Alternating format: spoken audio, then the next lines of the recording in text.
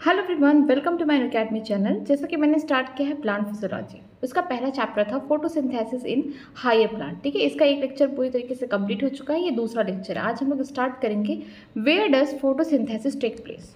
सबको पता है कि फोटोसिंथेसिस होता कहाँ है। हरी भरी पत्तियां हैं पेड़ों की, वहीं पे फोटोसिंथेसिस होता है, वहीं पे खाना बनता है। ठीक है, तो आज हम यही पढ़ेंगे कि कहाँ पे फोटोसिंथेसिस होता है और कैसे प्रोसेस है, खाना कैसे बनता है प्लांट के अंदर। क्यों हमारे बॉडी में खाना नहीं बन सकता? अगर हम सनलाइट के नीचे बैठ जाए तो हमारे बॉडी में क्यों खाना नहीं बन सकता? क्या ऐसी स्पेशल चीज़ है जो प्लांट्स के पास है और जो एनिमल्स के पास नहीं? इस वजह से प्लांट्स क्या है, ऑटोट्रॉफ है, और ह्यूमन या बोल सकते हैं कोई भी एनिमल जो खाना खुद नहीं बना रहा है, दूसरे पे डिपेंड है, प्लांट्स पे डिपेंड है, उन्हें क्या बोलते हैं, हेटरोट्रॉफ बोलते हैं। तो चलिए स्टार्ट करते हैं। Where does photosynthesis take place, कहाँ पे फोटोसिंथेसिस होगा? सबके दिमाग में यही आंसर होगा कि हाँ, पत्तियों में होगा। ठीक है, चलिए देखते हैं इसका answer. You would of course answer in the leaf, green leaf and in the chloroplast। आपके दिमाग में यही आंसर आया कि हरी भरी पत्तियों में और क्लोरोप्लास्ट में फोटोसिंथेसिस होता है, खाना बनता है प्लांट में। Based on what you earlier read in chapter 8, chapter 8 means cell the unit of life में आपने देखा क्लोरोप्लास्ट का स्ट्रक्चर, कहाँ फोटोसिंथेसिस होता है। आपको उससे याद है कि जो हरी भरी पत्तियां हैं वहीं पे क्लोरोप्लास्ट प्रेजेंट होता है। आप उससे को रिलेट कर सकते हैं कि जो फोटोसिंथेसिस है वो कहाँ हो रहा है, ग्रीन पार्ट में हो रहा है। यू आर डेफिनेटली राइट, आप बिल्कुल सही हैं। Photosynthesis take place in the green leaf of the plant but it also in the other green part of the plant. ठीक है, फोटोसिंथेसिस तो हरी पत्तियों में होता है, लेकिन इसके अलावा भी कहाँ होता है, जो ग्रीन पार्ट है प्लांट्स के वहाँ पे भी होता है। अगर कोई प्लांट, ठीक है, कोई यंग प्लांट है, वो धीरे धीरे ग्रो कर रहा है तो उसका stem, leaves, everything is green. लेकिन अगर कोई प्लांट एकदम बोल सकते हैं मैच्योर है, ठीक है, मैं बात कर रही हूँ मैंगो ट्री की, तो अगर हम बात करते हैं उसके स्टेम की बात करेंगे तो वो कैसे है, उसके ब्रांचेस कैसे हैं, उड़ी हैं, तो वो फोटोसिंथेसिस नहीं कर सकता है। लेकिन उसकी लीव्स जो हरी भरी हैं वो फोटोसिंथेसिस करेंगी। तो अगर हम बात करेंगे यंग प्लांट में, तो ठीक है, उसमें कहाँ कहाँ होगा, उसके स्टेम में हो सकता है, लीफ में हो सकता है, पेटियोल में फोटोसिंथेसिस हो सकता है। चलिए देखते हैं। Can you name some other part where you think photosynthesis में अगर, क्या आप कोई और जगह बता सकते हैं जहाँ पे फोटोसिंथेसिस हो सकता है? बिल्कुल, पत्तियों के अलावा अगर हम बात करते हैं मॉडिफाइड स्टेम, जैसे कि हम बात करते हैं कैक्टस में, हम देखते हैं कि जो स्टेम है वो क्या है, मॉडिफाइड है।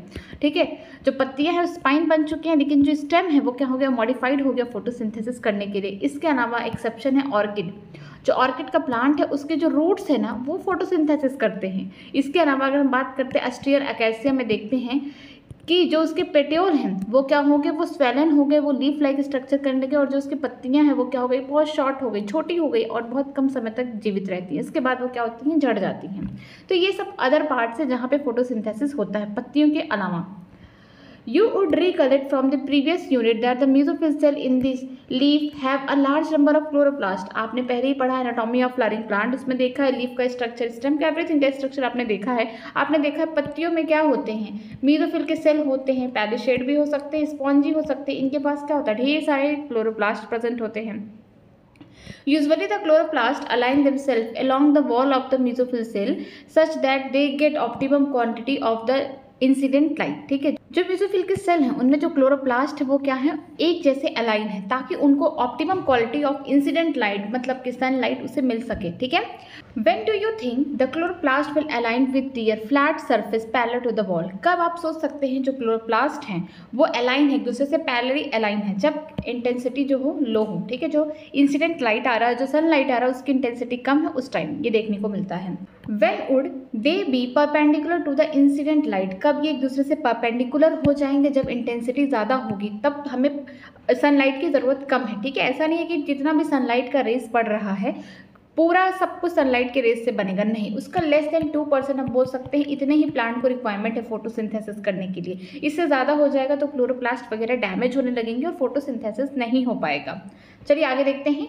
You have study the structure of chloroplast in chapter 8। आपने क्लोरोप्लास्ट का स्ट्रक्चर देख लिया है। Within the chloroplast, there are membranous system consist of grana, stroma lamella and the matrix of stroma। ठीक है, आपने क्लोरोप्लास्ट का स्ट्रक्चर देखा है। जो क्लोरोप्लास्ट है, ठीक है, ये प्लांट्स में पाए जाते हैं, पहली चीज। ठीक, दूसरा ये क्या है, डबल मेम्ब्रेन है। ये आउटर मेम्ब्रेन हो गया, दूसरा क्या हो गया, इनर मेम्ब्रेन। आउटर मेम्ब्रेन तो सबके लिए परमेबल है, ठीक है, इजिली सारा चीज आ सकता है, लेकिन जो इनर मेम्ब्रेन है ये क्या है, लेस परमेबल है as compare to outer membrane. हमने इसको कहाँ पढ़ा था, cell the unit of life. जो बीच का एरिया है, ठीक है, इसको हम क्या बोलते हैं, इसको बोलते हैं स्ट्रोमा। और एक सिक्के जैसे स्ट्रक्चर इसे बोलते हैं थैलेकॉइड। क्या बोलते हैं? थैलेकॉइड। और ढेर सारे थैलेकॉइड अरेंज हो जाए इस तरीके से, एक के ऊपर एक रख जाए, इस स्ट्रक्चर को हम लोग क्या बोलेंगे? ग्रेना बोलेंगे। ठीक है, तो ये देखिए स्ट्रक्चर, ये क्या है? ग्रेना है, ये ग्रेना है। ढेर सारे यहाँ पे थैलेकॉइड क्या हो गए हैं? एक साथ हैं। ठीक है, एक स्ट्रक्चर को हम लोग थैलेकॉइड बोलेंगे और ढेर सारे जब थैलेकॉइड इकट्ठा हो जाए, सिक्के के ऊपर सिक्का आ जाए, इस वाले स्ट्रक्चर को हम लोग ग्रेना बोलेंगे। और एक ग्रेना दूसरे ग्रेना के थैलेकॉइड से किसकी मदद से जुड़े हुए हैं? स्ट्रोमा लैमेली की मदद से जुड़े हुए हैं। बीच बीच में यहाँ पे क्या होंगे? 70S राइबोसोम होंगे। ठीक, इसके अलावा आपको देखें यहाँ पे स्टार्च ग्रैन्यूल देखने को मिल रहे हैं, यहाँ पे लिपिड ड्रॉपलेट, ये सब क्या है? स्टोरेज का काम करेंगे, फूड का स्टोरेज का काम करेंगे। ठीक है, इसके अलावा इनके पास खुद का अपना DNA होगा। ठीक, इसके अलावा यहाँ पे बोल सकते हैं RNA भी प्रेजेंट होगा ताकि प्रोटीन भी बना सके, सिंथेसिस कर सके। इतना पूरा स्ट्रक्चर ये कंप्लीट है। ठीक है, अब हम लोग आगे देखते हैं। हम बोल सकते हैं इसी क्लोरोप्लास्ट के अंदर जो ये बोल सकते हैं कि स्ट्रक्चर है, जिसे हम क्या बोलेंगे? थैलेकॉइड, इसके ही मेम्ब्रेन के ऊपर क्या होंगे? क्लोरोफिल के पिगमेंट होंगे। और एक थैलेकॉइड के अंदर जो स्ट्रक्चर है, ये जो खाली जगह, इसे हम क्या बोलते हैं? ल्यूमन बोलते हैं। ठीक है, यहीं पे प्रोटॉन ग्रेडियंट बनते हैं, यहीं पे प्रोटॉन का अक्युमुलेशन हो जाता है, यहाँ पे ज़्यादा प्रोटॉन होते हैं और आगे चल के ATP की फॉर्मेशन होती है। तो याद रखिएगा कि जो ग्रेना है, ये ढेर सारे थैलेकॉइड एक साथ इकट्ठा हो गए हैं, तब हम उस स्ट्रक्चर को ग्रेना बोल रहे हैं। अगर एक स्ट्रक्चर होता है उसे थैलेकॉइड बोलते हैं, उसके ऊपर ही क्या है? ढेर सारे पिगमेंट प्रेजेंट है क्लोरोफिल के, और अंदर ये जो एरिया है इसे क्या बोलेंगे? इसे हम बोलेंगे ल्यूमेन। ठीक है, ये ल्यूमन है। यहाँ पे क्या होगा? ढेर सारे प्रोटॉन का अक्युमुलेशन हो जाएगा। आगे देखते हैं, आगे दिया गया है कि this is clear division of the labour with in the chloroplast. सबका अपना अपना काम है, इसीलिए यहाँ पे बोला गया है division of labour. The membrane system is responsible for trapping the light energy and also synthesis of ATP NADPH। ठीक है, जो मेम्ब्रेन सिस्टम है, अगर हम बात करते हैं ग्रेना वगैरह का, इनका काम क्या है कि लाइट आ रहा है, ये उसको क्या करेंगे? वहाँ से लाइट को एब्जॉर्ब करेंगे, क्योंकि इनके पास क्या है? ढेर सारे क्लोरोफिल के मॉलिक्यूल्स प्रेजेंट है। ठीक है, यहाँ पे पिगमेंट्स प्रेजेंट है जो क्या करते हैं? लाइट एनर्जी, जो सनलाइट है उसको क्या करेंगे? ट्रैप करेंगे, उससे क्या बनाएंगे? ATP बनाएंगे और NADPH बनाएंगे। ठीक है, ये क्या है? प्रोडक्ट है किसका? लाइट रिएक्शन का। ये डायरेक्टली क्या करेंगे? लाइट एनर्जी को ही किसमें चेंज कर देंगे? हम बोल सकते हैं केमिकल एनर्जी में चेंज कर देंगे, क्योंकि यहाँ पे ATP की फॉर्मेशन हो रही है। आगे देखते हैं, in stroma the enzymatic reaction synthesis the sugar which is turn to form the starch. ठीक है, अगर हम बात करते हैं स्ट्रोमा में, तो यहाँ पे क्या होगा? यहाँ पे जो भी ATP बना है उसका इस्तेमाल करके अब यहाँ पे सिंथेसिस होगा शुगर का। ठीक है, या फिर हम बोल सकते हैं स्टार्च की फॉर्मेशन होगी। The former set of reaction since they are directly light driven are called light reaction या फोटोकेमिकल रिएक्शन। जो ये पहला रिएक्शन देखा हमने किसमें? ग्रेना में देखा कि यहाँ पे सनलाइट है, सनलाइट से ढेर सारी रेडिएशन आई, गिरी यहाँ पे, और इनके पास क्या है? ढेर सारे पिगमेंट्स प्रेजेंट है क्लोरोफिल के। यहाँ पे उन्होंने क्या किया? लाइट को ट्रैप किया और क्या बनाया? ATP बनाए, साथ में NADPH बन गया। ये क्या है? लाइट पे डिपेंडेंट है। अगर सनलाइट नहीं रहेगा तो यहाँ पे हम बोल सकते हैं ग्रेना में लाइट रिएक्शन या फिर बोल सकते हैं फोटोकेमिकल रिएक्शन नहीं चलेगा, क्योंकि इनका होना बहुत ज़रूरी है। अगर सनलाइट है तो इसका मतलब वहाँ पे क्या चल रहा है? लाइट रिएक्शन हो रहा है, जिसकी प्रोडक्ट क्या है? ATP NADPH है, जो कि जिसका इस्तेमाल किया जाता है किसमें? डार्क रिएक्शन में। ठीक है, डार्क रिएक्शन का हो रहा है? स्ट्रोमा में हो रहा है, क्योंकि यहाँ यहीं पे फॉर्मेशन असली होता है क्या? कार्बोहाइड्रेट का। ठीक है, हम बोल सकते हैं उसको स्टोर करते हैं किस फॉर्म में? स्टार्च के फॉर्म में। शुगर की फॉर्मेशन कहाँ हो रही है? डार्क रिएक्शन में, जो कि कहाँ हो रहा है? स्ट्रोमा पे हो रहा है।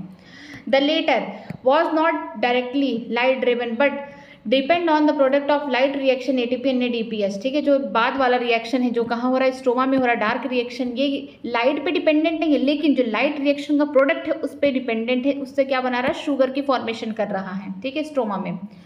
Hence to distinguish the later they are called by convention a dark reaction, carbon reaction. ठीक है, जो डार्क रिएक्शन है इसको ये मतलब नहीं कि अंधेरे में हो रहा है, इसका मतलब ये है कि यहाँ पे कार्बन का रिएक्शन हो रहा है, यहाँ पे बोल सकते हैं CO2 का फिक्सेशन हो रहा है, जहाँ पे शुगर की फॉर्मेशन हो रही है।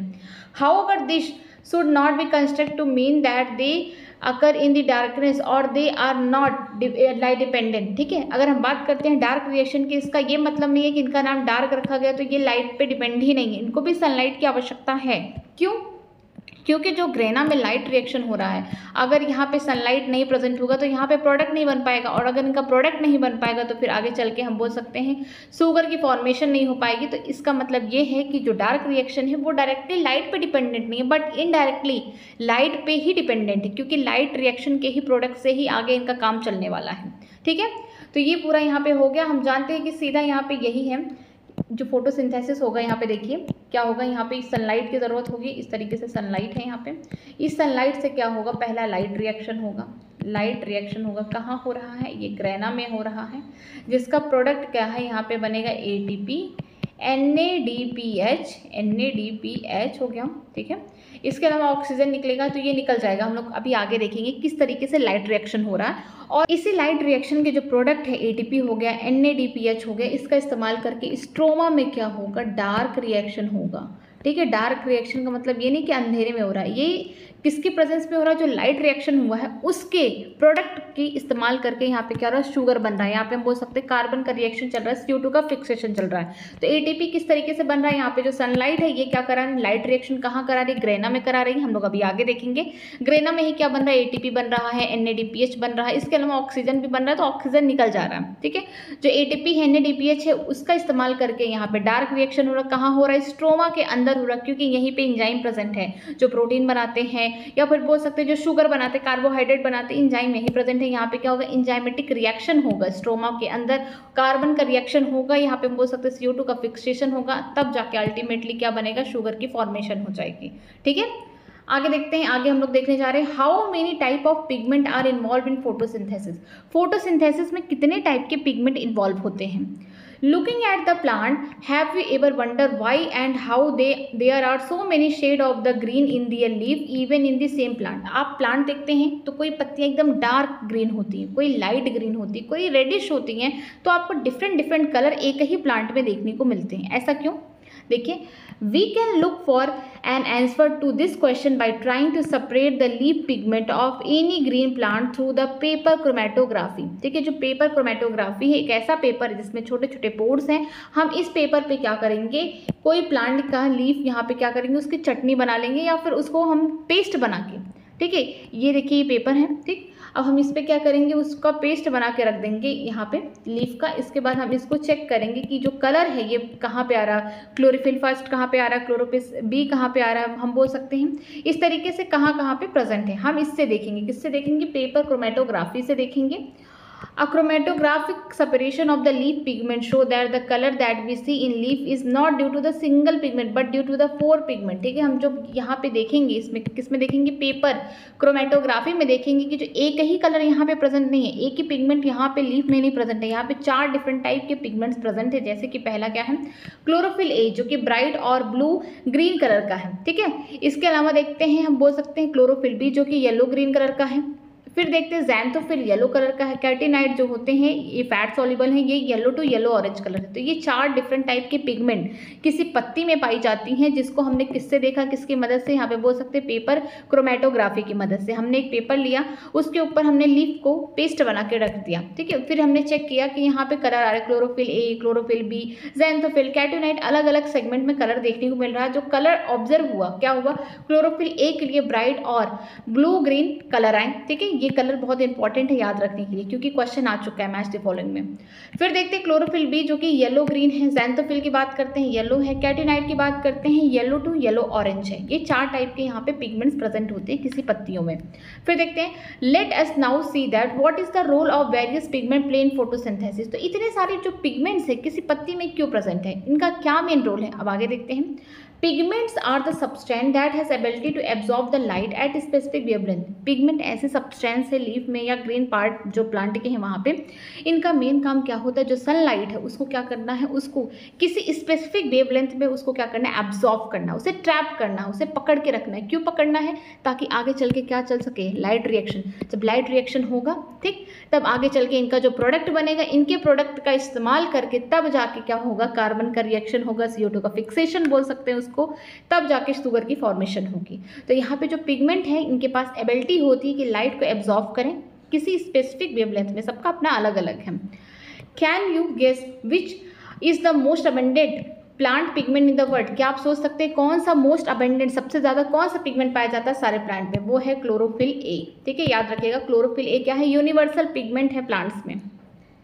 Let us study the graph showing that the ability of chlorophyll A pigment to absorb the light of different wavelength। ठीक है, आप यहाँ पे ग्राफ देखिए ये वाला। तो यहाँ पे देखिए क्लोरोफिल ए कहाँ पे है, ये वाला क्लोरोफिल ए है, ये वाला क्लोरोफिल ए। इनका देखिए यहाँ पे दो जगह इनका पीक देखने को मिल रहा है, मीन्स इनका बोल सकते हैं एक तो 400 से 500 नैनोमीटर के बीच में, एक 6 to 700 नैनोमीटर के बीच में आपको देखने को मिल रहा है कि ये क्या कर रहे हैं, ये लाइट को एब्जॉर्ब कर रहे हैं ये पिगमेंट, ठीक है।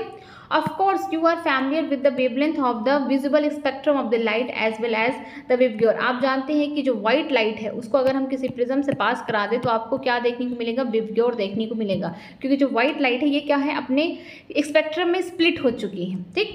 From figure 11.3a, can you determine the wavelength of the color of the light at which the chlorophyll A show the maximum absorption? Does it show another absorption peak at any other wavelength?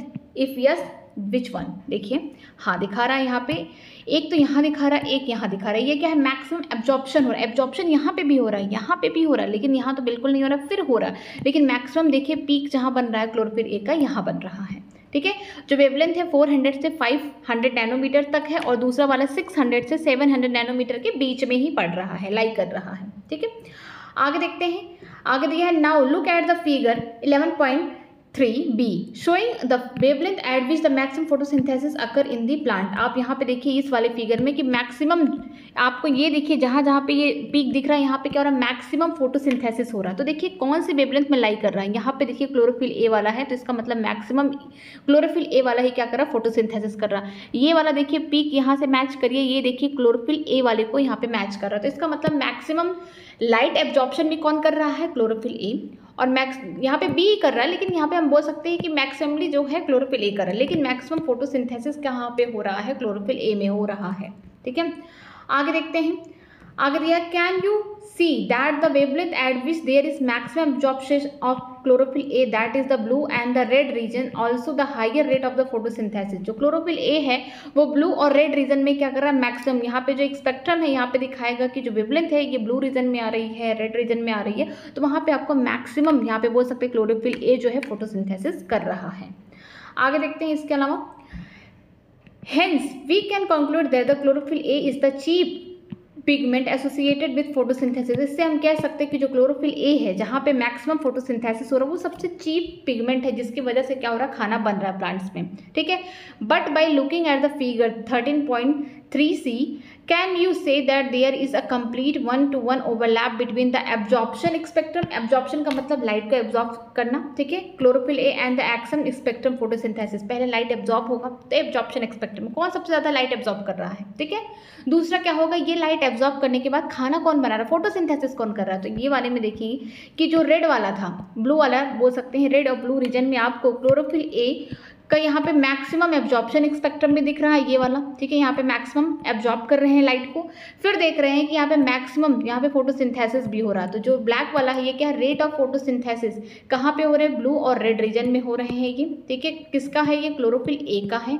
और इसके अलावा यहाँ पे light का absorption भी क्या हो रहा है, ज़्यादा हो रहा है। जहाँ पे ज़्यादा लाइट का एब्जॉर्प्शन हो और वहाँ पे खाना ज़्यादा बन रहा है। तो क्लोरोफिल ए क्या कर रहे हैं, सबसे ज़्यादा मैक्सिमम एब्जॉर्ब कर रहे हैं लाइट को और मैक्सिमम क्या कर रहे हैं, फोटोसिंथेसिस कर रहे हैं।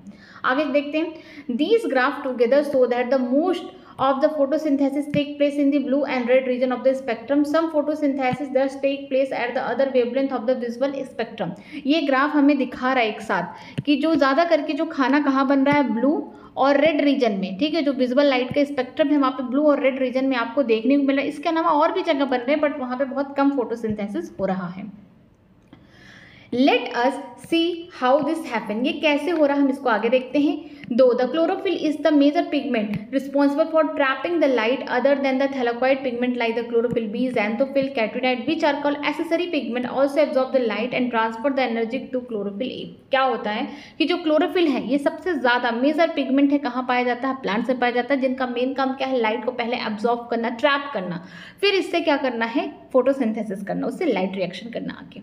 तो यहाँ पे देखने को मिलता है कि जो क्लोरोफिल है सबसे ज़्यादा मेजर पिगमेंट है जिनका काम है ट्रैप करना लाइट को, फिर इसको कहाँ देना है, ये जो दूसरे बोल सकते हैं यहाँ पे थैलाकोइड जो पिगमेंट है जैसे कि क्लोरोफिल बी हो गया, xanthophyll, कैटोनाइड, ये सबसे पहले क्या करते हैं, लाइट को एब्जॉर्ब करते हैं और इनको क्या बोलते हैं, एसेसरी पिगमेंट। और ये लाइट को एब्जॉर्ब करने के बाद क्लोरोफिल ए को देते हैं, क्योंकि उसको कहाँ से मिल रहा है, अगर मान लीजिए परिवार में एक छोटा सा बच्चा है और उसके 3 बड़े भाई हैं, ठीक है, ये तीनों जॉब करते हैं, छोटा बच्चा है, ठीक है।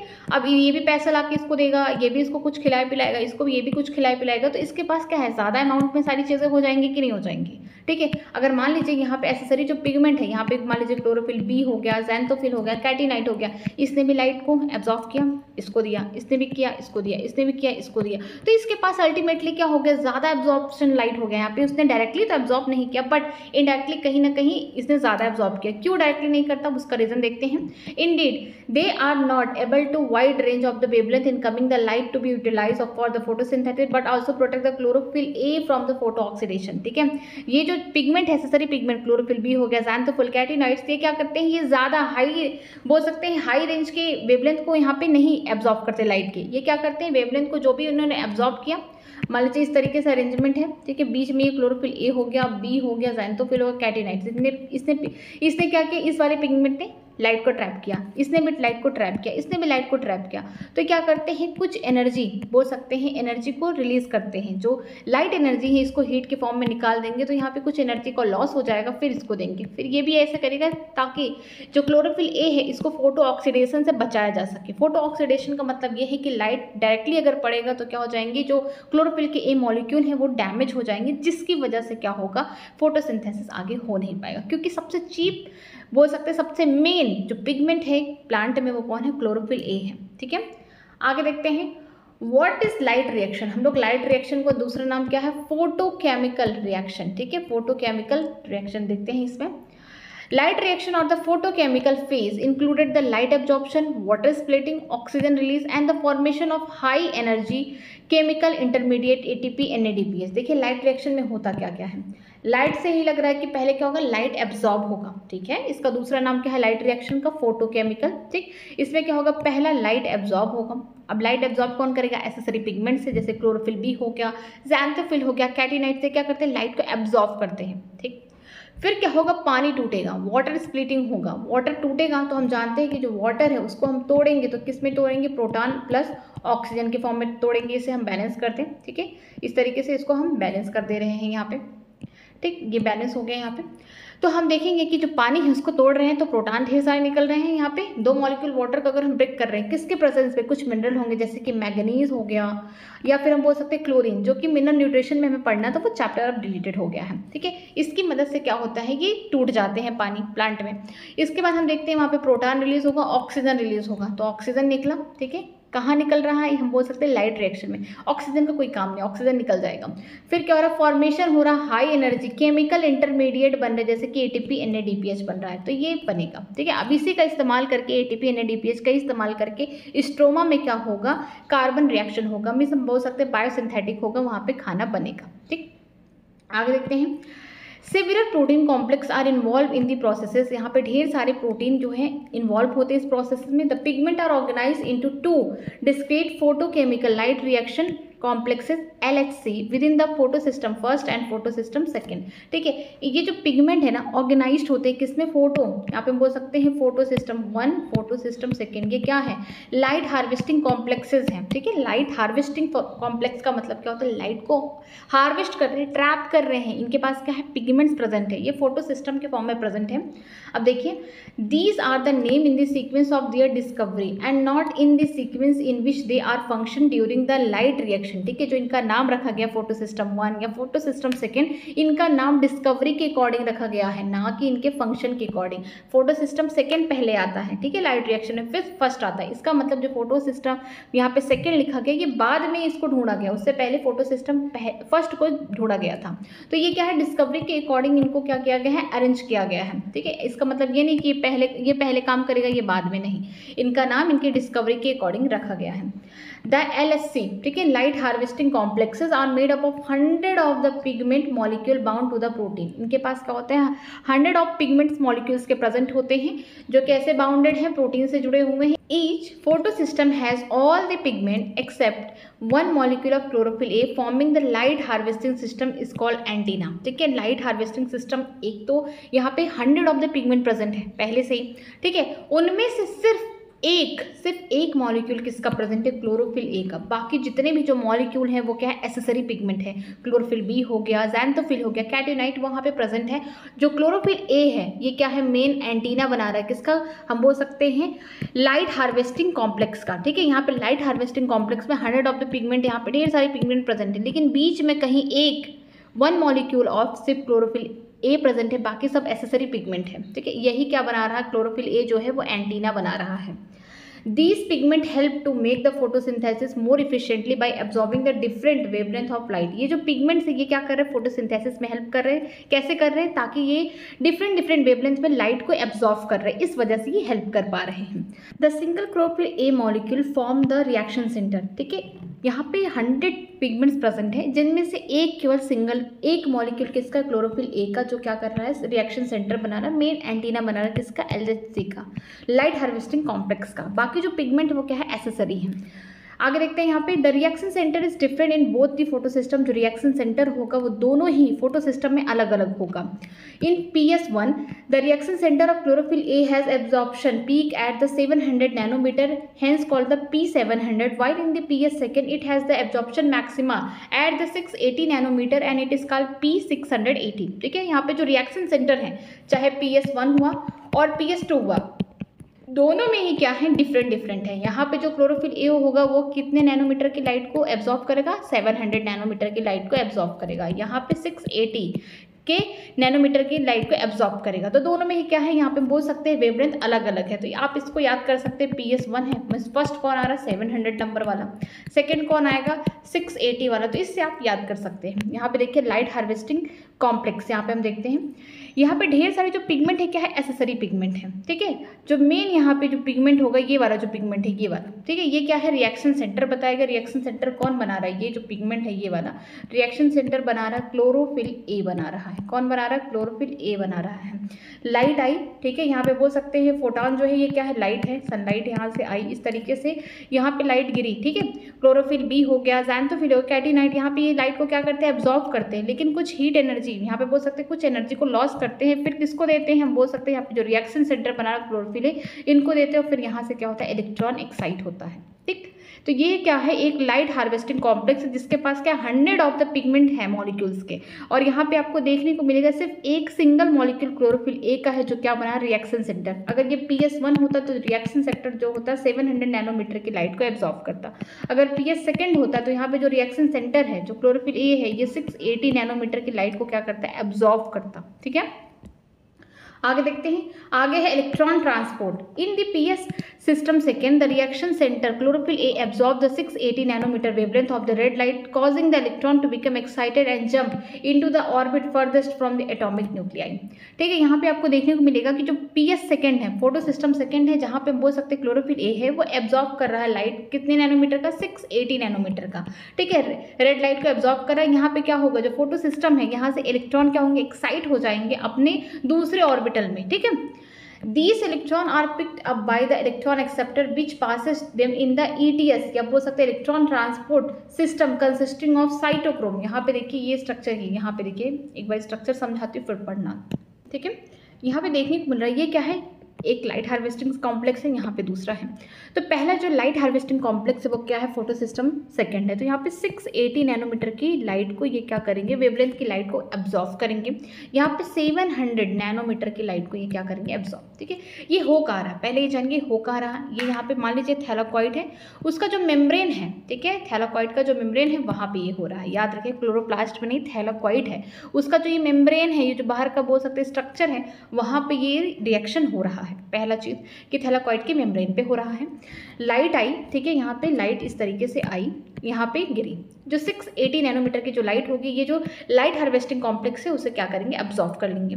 ठीक है, यहाँ पे इलेक्ट्रॉन, जो यहाँ पे वाटर है, हम बोल सकते हैं जो वाटर है यहाँ पे स्प्लिट होगा, किसकी प्रेजेंस में होगा, मैग्नीज या फिर बोल सकते हैं क्लोरीन की प्रेजेंस में, पानी टूटेगा, इलेक्ट्रॉन निकलेंगे, प्रोटॉन। प्रोटॉन तो ये कहाँ रह जाएंगे, ल्यूमन में चले जाएंगे, लेकिन जो इलेक्ट्रॉन है ये क्या कर जाएंगे, एक्साइट कर जाएंगे। ये इलेक्ट्रॉन यहाँ पे चला जाएगा कहाँ, फोटो सिस्टम सेकेंड, फिर यहाँ से जाएगा ऊपर की तरफ, फिर यहाँ पे ETS में आएगा, फिर यहाँ पे जाएगा फोटो सिस्टम फर्स्ट के पास, फिर यहाँ से जाएगा इलेक्ट्रॉन एक्सेप्टर, फिर यहाँ पे NADP पीएच बन जाएगा, ठीक है। NADP+ से यहाँ पे NADPH हो जाएगा। तो हम ये चीज़ बोल सकते हैं कि जो यहाँ से जा रहा है यहाँ, फिर यहाँ, यहाँ, क्यों ऐसे जा रहा है? क्योंकि यहाँ से इलेक्ट्रॉन को एक्साइट हुआ, ठीक है, लाइट गिरी, यहाँ पे इलेक्ट्रॉन जो बने थे एक्साइट हुए, यहाँ पे चले गए। क्यों? क्योंकि इनका जो बोल सकते हैं रिडॉक्स पोटेंशियल है ये ज़्यादा है। फिर यहाँ से ETS में चला गया, इनका रिडॉक्स पोटेंशियल ज़्यादा है। फिर यहाँ से यहाँ चला गया, मीन जहाँ जहाँ से इलेक्ट्रॉन पास कर रहा है वहाँ पे रिडॉक्स पोटेंशियल पिछले वाले से ज़्यादा है। यहाँ से ज़्यादा इसके पास है, यहाँ से ज़्यादा इसके पास है, फिर यहाँ पे इससे ज़्यादा है, फिर यहाँ पे इससे ज़्यादा, और अल्टीमेटली यहाँ पे NADP+ से यहाँ पे NADPH बन जा रहा है, ठीक है। इनके पास देखिए, इनके पास बोल सकते हैं लाइट यहाँ से भी गिर रही है, इसको एब्जॉर्ब कर रहे हैं, ठीक। और इलेक्ट्रॉन जो है बार बार सप्लाई करना पड़ेगा, क्योंकि वाटर जब टूटेगा, कहाँ पे टूट रहा है? ये ल्यूमेन में टूट रहा है, पानी टूट रहा है, और यहाँ से इलेक्ट्रॉन निकलेगा। जब यहाँ पे लाइट गिरेगी तो ये इलेक्ट्रॉन क्या करेंगे? इस तरीके से पूरी तरीके से यहाँ पे एक्साइटेड हो जाएंगे, और आगे चल के जो ETS है यहाँ पे ATP बन रहा है, और NADPH की फॉर्मेशन कहाँ हो रही है? लास्ट में PS1 का जो इलेक्ट्रॉन एक्सेप्टर है यहाँ पे NADPH की फॉर्मेशन हो रही है। तो बस लाइट रिएक्शन यही है। जब पानी टूटा तो यहाँ पे ऑक्सीजन रिलीज होगा, यहाँ पे अगर हम इसको बैलेंस कर दें तो यहाँ पे इस तरीके से हो जाएगा 2 यहाँ पे ऑक्सीजन, ठीक है, यहाँ पे ऑक्सीजन निकल चुका है। यहाँ पे हम बोल सकते हैं ATP की फॉर्मेशन हो चुकी ETS में, इसके बाद यहाँ से गया NADPH बना, ठीक। तो यही देखना है हमें। This movement of electron is in down hill in term of the oxidation, reduction और रिडॉक्स पोटेंशियल, ठीक है। यहाँ से जा रहा है यहाँ, फिर यहाँ, इसे बोल रहे डाउन हिल, इस तरीके से बोल रहे डाउन हिल, क्योंकि यहाँ पे जो है इनके पास इतनी क्षमता नहीं है कि इलेक्ट्रॉन को रोक के रखें। इनसे शक्तिशाली यहाँ बैठे हुए, ये क्या कर रहे हैं? इलेक्ट्रॉन को खींच रहे हैं, फिर यहाँ से यहाँ आ रहा है, फिर यहाँ से यहाँ जा रहा है। तो किसके बेसिस पे? रिडॉक्स पोटेंशियल के बेसिस पे, ठीक है। The electron are not used up as they are pass through the ETS chain but passed into the pigment of the photo system first, ठीक है। इलेक्ट्रॉन का इस्तेमाल यहाँ पे ETS में नहीं किया जा रहा है, बल्कि इसको पास कर दिया जा रहा है ETS से कहाँ पे? PS सिस्टम फर्स्ट में। अब इनके पास क्या है? इलेक्ट्रॉन एक्सेप्टर है, जो आगे चल के इसी इलेक्ट्रॉन की मदद से यहाँ पे क्या बना लेंगे? NADPH बना लेंगे, ठीक है। यहाँ पे देखते हैं आगे। Simultaneously, the electron in the reaction center of the PS1 are also excited when they are receive the light from the wavelength of 700 nanometer and transfer to the another acceptor molecule that have the greater redox potential, ठीक है। यहाँ पे देखिए, यहाँ पे भी light आ रही है, ये 680 नैनोमीटर की लाइट को एब्जॉर्ब करे, जो इलेक्ट्रॉन है उसको एक्साइटेड कर रहे हैं, फिर ETS तक जा रहा है, क्योंकि इनके पास ज़्यादा इनसे क्षमता है, फिर इनके पास ज़्यादा है, फिर ETS से कहाँ जा रहा है? ये इलेक्ट्रॉन जा रहा है PS फर्स्ट के पास जा रहा है। ये क्या कर रहे हैं? लाइट को एब्जॉर्ब कर रहे हैं 700 नैनोमीटर, ठीक है, जिसकी वजह से जो इलेक्ट्रॉन यहाँ पे आए वो भी क्या करेगा? एक्साइट कर जाएगा, और कहाँ जाएगा? लास्ट जो एक्सेप्टर है इलेक्ट्रॉन का उसके पास चला जाएगा, क्योंकि इसके पास क्या है? इसके पास जो रिडॉक्स पोटेंशियल है वो ज़्यादा है, ठीक है। आगे देखते हैं, आगे लिखा गया है this electron are move to downhill again, फिर से ये डाउन हिल की तरफ जाएगा। This time the molecule of the enrich the NADP+, ठीक है। यहाँ पे कहाँ जा रहा है? उस मॉलिक्यूल के पास जा रहा है जो NADP+ है। अब इसको इलेक्ट्रॉन की आवश्यकता है, ठीक है। The addition of these electron to reduce the NADP+ to NADPH and H+, ठीक है। ये जो इलेक्ट्रॉन है ये क्या करेगा? इनके साथ जुड़ के यहाँ पे इनका रिडक्शन करा देगा, क्या बना देगा? NADPH बना देगा, साथ में प्रोटॉन निकाल देगा और ल्यूमेन की तरफ निकाल देगा, ठीक है। This whole scheme of the transfer of electron is starting from the PS second to uphill to the acceptor and down to the electron transport chain to the PS1 excitation of the electron transfer to the another acceptor and finally downhill to the NADP+ to reducing it to the NADPH+ H+, that is called Z scheme due to the characteristic shape. यहाँ पे बोला जा रहा है, देखिए पूरी बात क्या लिखी गई है कि यहाँ पे इलेक्ट्रॉन आया, कहाँ से आया? पानी टूटा, इलेक्ट्रॉन निकला, प्रोटॉन निकला, साथ में हम बोल सकते हैं ऑक्सीजन निकल के वो चला गया बाहर। जो इलेक्ट्रॉन है यहाँ पे लाइट आ रहा है PS सिस्टम सेकंड पे, लाइट गिरा तो ये इलेक्ट्रॉन एक्साइटेड आगे की तरफ भाग गया, क्यों? क्योंकि इनके पास हाई रिडॉक्स पोटेंशियल था। फिर ETS में चले गए जहाँ पे ATP की फॉर्मेशन हो रही, इनसे भी ज़्यादा हाई रिडॉक्स पोटेंशियल किसके पास है? यहाँ पे फोटो सिस्टम फर्स्ट के पास है। यहाँ पे भी लाइट गिर रहा है, तो जो इलेक्ट्रॉन होंगे यहाँ पे भी नहीं रुकेंगे, क्योंकि यहाँ पे 700 नैनोमीटर की लाइट गिर रही है। फिर जो इनसे भी ज़्यादा शक्तिशाली होगा उस इलेक्ट्रॉन को अपनी तरफ खींच लेगा, ठीक है। ये अपनी तरफ इलेक्ट्रॉन को खींच ले और कहाँ चलेगा? ये खुद ऑलरेडी भूखे हुए हैं इलेक्ट्रॉन के, कौन है ये? NADP+, ठीक है। इनको इलेक्ट्रॉन के साथ क्या करना है? रिड्यूस होकर क्या बनाना है? NADPH बनाना, साथ में प्रोटॉन बनाना है, ठीक है। यहाँ पे प्रोटॉन भी बनेगा जो कि ल्यूमेन में इकट्ठा होता जाएगा। ये किसकी मदद से हो रहा है? ये NADPH रिडक्टेज एंजाइम की मदद से हो रहा है। आप यहाँ पे देखेंगे कि यहाँ पे इस तरीके से यहाँ पे यहाँ गया, यहाँ इस तरीके का जो स्ट्रक्चर है आप देखेंगे। यहाँ पे जो PS सिस्टम सेकंड से स्टार्ट हुआ कहानी, फिर यहाँ पे बोल सकते हैं इलेक्ट्रॉन एक्सेप्टर, फिर ईटीएस। इस तरीके से स्ट्रक्चर अगर इस तरीके से देखें तो कैसा दिखेगा, जेड स्कीम दिखेगा। इसीलिए इसको हम क्या बोलते हैं, इसके शेप के अकॉर्डिंग इसका नाम रखा गया जेड स्कीम। ठीक है, यहाँ से इलेक्ट्रॉन ये छीन के ले गया, इनसे शक्तिशाली ये हैं, इनसे शक्तिशाली ये हैं, इनसे ये हैं, और लास्ट में ये अपना बना लिया इलेक्ट्रॉन को। ठीक है, तो यहाँ पे आपको जो स्ट्रक्चर देखने को मिल रहा है जेड देखने को मिल रहा है। आगे देखते हैं, this shape is form when all the carrier are placed in sequence on the redox potential scale. ये सारे जो सीक्वेंस है, ये जो जेड स्कीम बना हुआ है, किसकी वजह से हुआ, जितने भी यहाँ पे रिडॉक्स पोटेंशियल के अकॉर्डिंग रखे हुए, जहाँ पे जितने भी यहाँ पे बोल सकते हैं कैरियर है इलेक्ट्रॉन के, यहाँ पे इलेक्ट्रॉन था, इससे भी ज़्यादा शक्तिशाली कौन आ गया, ये आ गए, तो इलेक्ट्रॉन यहाँ भाग गया, फिर यहाँ आ गया, फिर यहाँ आ गया। तो जो भी ज़्यादा पावरफुल हैं, जिनके पास रिडॉक्स पोटेंशियल ज़्यादा है, वो इलेक्ट्रॉन को अपनी तरफ ज़्यादा खींच रहे हैं, और इलेक्ट्रॉन को ज़्यादा खींच रहे हैं, तो इस तरीके का जो शेप बन गया वो जेड टाइप का हो गया।